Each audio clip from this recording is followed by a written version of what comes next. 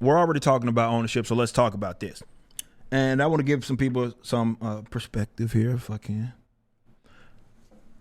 I do believe there's one thing, and people have heard me talk about this, that is very important that you have to consider as an owner of a business that employs other people, employs and contracts other people, particularly with the employment, though, the guys that are working for you and with you day to day. You have to trust them in order to be very successful. And this is something that I realized very early on, way before the Rippaverse. And I think that there are people that wrongfully, and I get it, right? You consider the name of our company and you consider how a personality that I am and I'm public. So you get this habit of thinking that, it's like everything is being done by me. And it's not. I am but one man. I wish I did have a twin like Saskas, but I don't. And I can only do so much. One of the first things that I realized very early on, which is why I employed in the way that I did when the Rippaverse first popped off, was that I need people that get it, number one, and I need people that I can trust. Okay? Now, my philosophy is this. If I have you in a position, especially of leadership, of management, you're doing something that's integral to this company, which everybody does in their own individual way. But, with managers and leaders, they got a lot on the line. If I don't trust you to do your job, why on earth would I have you here? You get people that wrongfully think that the Rippaverse is I'm surrounded by some yes men. Really, this comes from narcissists that think that just because I don't listen to them, that I don't listen to anybody, because they possess all the information, right? Everything that they say is right and everything I do is incorrect. But that shows that you never really operated and ran a business, and you probably didn't run it efficiently, because that's not how I hire, and I would never hire that way. I put people in positions of power, and I dedicate that authority to them to make those calls.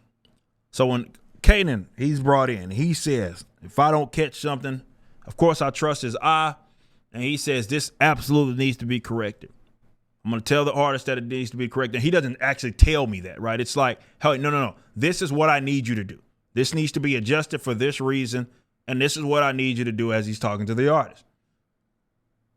That's his call to make. I don't come in and say, well, you shouldn't be doing it. No. If there are consequences, we'll deal with those. If we made a bad decision or two, fine. Love, loss, shit happens. We'll analyze that and we'll adjust. But as far as those initial calls, that responsibility, that is given to the people that are in those leadership positions. So whether any of these managers, all might be the executives, whoever, they make decisions, and sometimes I don't understand it, but I have them in those positions for a reason, because it's not about me knowing everything. I bring people on to make difficult decisions. So even if I don't understand, I could be with Brandon at the warehouse, and I'm like, bro, I don't understand. I don't get where you come from with this one. But he's like, this, and this. And I'm like, oh, okay. I might not still understand it, but that's his decision to make. He is my operations manager.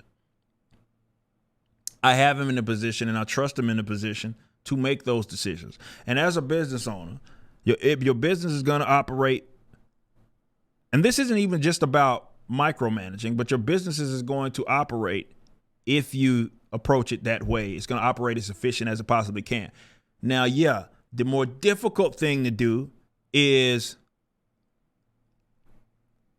getting those people that you can trust, that are competent enough to do the job. Good work is hard to find, as they always say. So that's another animal in itself. But once you do, I can assure you, you're going to get the best work out of these people. They're going to be efficient. They're going to care about their jobs because you trust them. And that's been my approach with this company. That's been my approach really for as long as I have people in business. I want you to make the call. I will chime in. I will give advice where I need to give advice. But as far as the final call, if that falls within the scope of the bit of the job it is that I brought them here to perform, I let them do it. That's how it has to be. That's what makes the Rippaverse, for example, run efficiently. So while, yeah, I could do an entirely different segment on finding people that you can trust, the way that I see it, if you have a person in a position and you don't trust them, why have them in a position? That's the argument that I would make. Why even have them there? Alpha Core #1's pre-order is live. Written by the legendary Chuck Dixon and penciled by Joe Bennett. Visit Rippaverse.com to grab a copy and any of the merchandise items. Be sure to also check out the animated trailer for the campaign, which is the latest project from Rippaverse Studios. Y'all be easy.